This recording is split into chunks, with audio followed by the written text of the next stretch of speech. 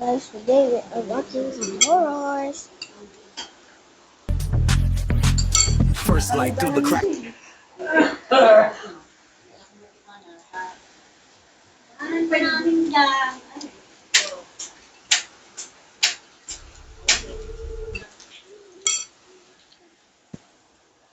Hurry up! Don't make me do it!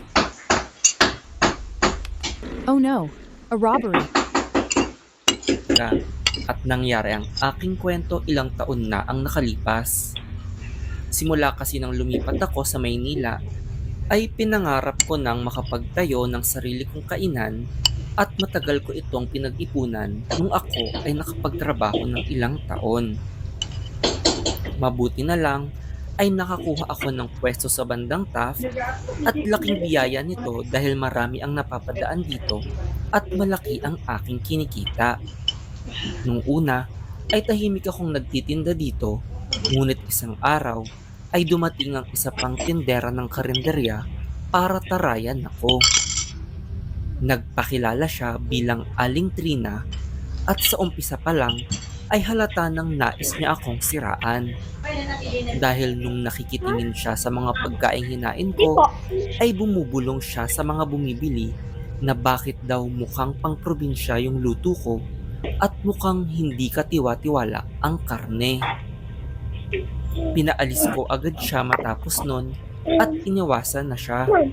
Dahil pinagmamalaki kong lutong probinsya ang aking mga putahe at yun din ang nagustuhan ng mga suki kong estudyante na galing probinsya din. Dahil naaalala daw nila ang kanilang tahanan sa aking mga luto. Hindi nagtagal ay kumalat ang bali-balitang isa daw akong aswang at ang karneng aking ginagamit para ipakain sa aking karinderya ay laman daw di umano ng tao. Dahil sa usap-usapang ito ay may iilang customer ako na nag-alisan at natakot nang bumili sa akin. Hindi ako makapaniwalang nasisira ang aking pinangarap na negosyo dahil lang sa paninira nila Aling Trina sa akin. Ang malala pa ay mas maraming naniniwala dahil sa usap-usapan na may umaaligid na aswang daw sa Maynila at namataan daw ang isang manananggal. Kumonti ang bumibili sa aking karinderya at hindi na masyado bumibili ang dati kong mga suki sa akin. Hindi ako makapaniwalang maraming taga Maynila ang naniniwala pa sa mga aswang at ganun-ganun na lang sila basta mawalan ng tiwala sa akin. Gayunpaman ay pinagbuti ko pa din ang aking pagluluto at ang ilang suki kong nanatili sa akin ay aking naging mabuting mga kaibigan at kakilala na din. Sila ang nagkukwento sa akin tungkol sa mga sunod-sunod na kamalasan sa negosyo nila Aling Trina. Kaya po yan? Hindi. Ayon sa kanila, madami daw nagkakasakit kapag madalas na kumakain sa kanila kaya walang tumatagal na suki kina Aling Trina. Ilang beses din daw nawawala at hindi na bumabalik ang mga kinukuha nilang tindero na tila naglayas na lang daw biglaan. Dun ako sinugod bigla ni Aling Trina at pinagbibintangan naman niya akong mangkukulam at sinumpa ko daw ang kanilang negosyo. Sinabi kong wala akong kinalaman sa kanyang mga bintang at kinabukasan ay nagulat ako sa aking nabalitaan. Dahil kumakalat daw ang sako-sako ng mga laman ng tao sa mga palengke na tila may bumibili daw ng mga karne pang tao at pinangluluto daw ang mga ito. Ang nakahihilakbot pa ay pinaghihinalaang may grupo ng mga aswang ang pumapatay ng tao para sa mga laman na iyon. Dun ako nagulat dahil hindi ko inaasahang kakalat ng mabilis ang balita sa Taft. Madaming estudyante ang hindi na bumibili sa aming mga karinderya at lahat kaming negosyo ay nadamay. May iilan pang pilit inaalam kung saan kami namamalengke at kumukuha ng laman. Bukod dun ay lumakas din ang takot sa akin lalo na't marami na ang naniniwalang may aswang sa Maynila. Bilang taga-probinsya, ay ramdam ko na kaming mga probinsyana ang unang Sabi pag-iinitan. ni Mama Nika. Kaya din ako lalo naging desperado sa pagtitinda.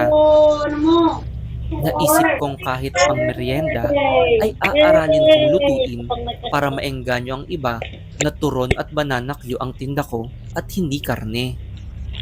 Gumaya ang ibang karinderya sa aking ginawa bukod kina Aling Trina na tipong galit na galit pa din sa akin na parang ako ang sumira sa negosyo nila. Isang gabi ay naalimpungatan ako sa aking tulog dahil sa kaluskos sa aking bubong. Nung una ay naisip kong baka may akyat bahay na nanakawan ako, kaya naisip kong bumaba sa karinderya at sumilip.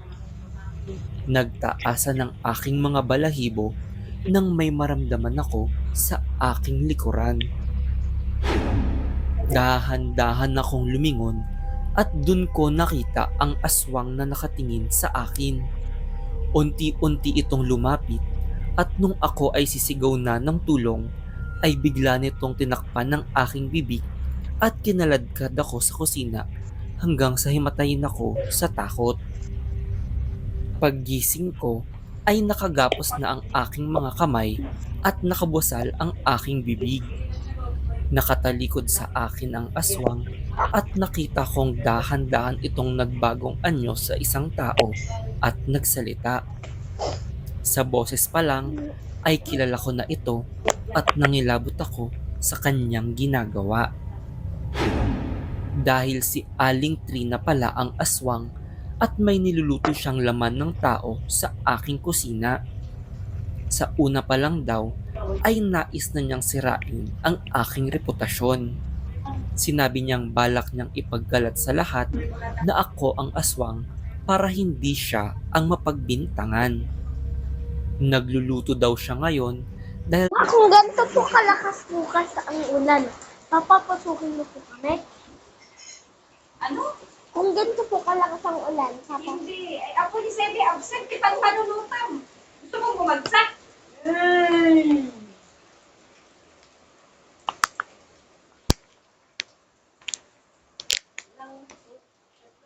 tatawag siya ng pulis kinabukasan para makita ang aking kusina na may laman ng tao. Habang nagluluto siya, ay hindi niya namalayan na nakaalis na ako sa aking gapos at patago akong bumalik sa aking kwarto sa taas. You're gonna love it! You know, you gotta see this!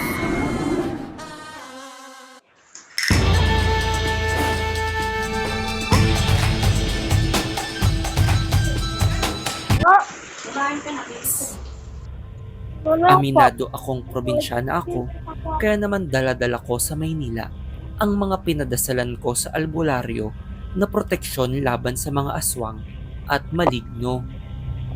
Kumuha ako ng bote ng langis at bumalik sa kusina para ibato sa naglulutong Aling Trina.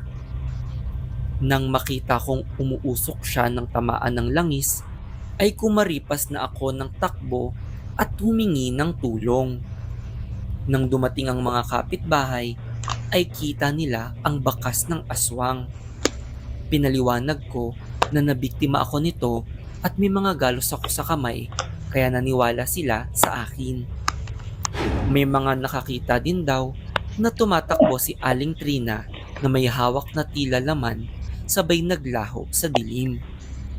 Matapos nun, ay hindi na muli pang nakita ang matanda at tuluyang nagsara ang kanyang karinderya.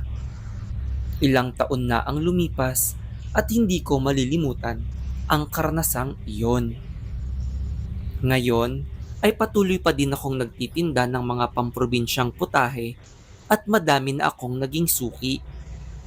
Palagi kong nakikwento sa kanila ang nakakakilabot kong karanasan tungkol sa isang aswang na merong karinderya sa Taft.